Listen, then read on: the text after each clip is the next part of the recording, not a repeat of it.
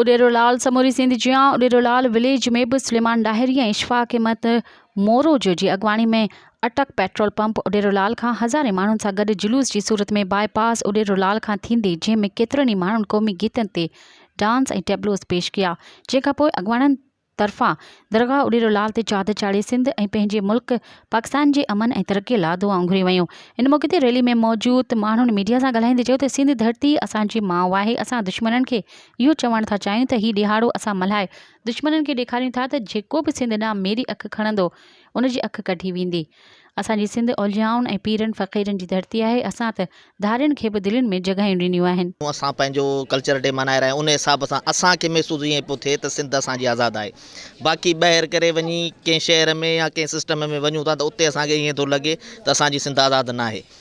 फ़क़ति असां पंहिंजो कल्चर डे मल्हायूं था। सिंधी टोपी अजरक जो ॾींहुं आहे ऐं जीअं सिंध जो नारो हणूं था ऐं असां ईअं महसूसु करूं था ऐं असांखे पंहिंजे पाण ते फ़ख़ुरु आहे त असीं सिंधी आहियूं ऐं सिंधी कल्चर डे मल्हायूं था ऐं इन ते असांखे तमामु घणी ख़ुशी आहे। माशाल्लाह 7-8 साल खां इहे जेको आहे सिंधी कल्चर डे असां मल्हायूं था ऐं माशाल्लाह असांखे वॾी ख़ुशी थिए थी। असां त माना सम्झ त असांखे त 5000 साल पुराणी सिंध असांखे पहिरीं मल्हाइणु खपे।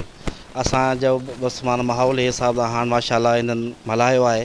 असांखे वॾी ख़ुशी आहे त असां हिकिड़ो असांजो ॾींहुं थिए थो असां मल्हायूं था।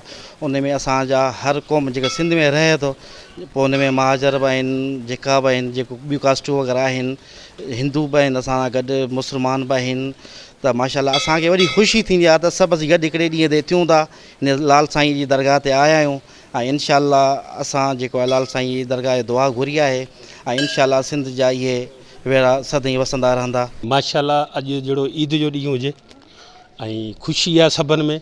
सभु माशाल्लाह ॾिसे सभु पंहिंजो पंहिंजो टेम क़ीमती सिड़ाए आया आहिनि ऐं फस्ट क्लास रैली थी वई आहे ऐं ॾियारो इहो मल्हाइणु खपे। हर साल ॾियारो मल्हाइणु खपे ऐं इनशाला इन सां मुहबतूं वधंदियूं।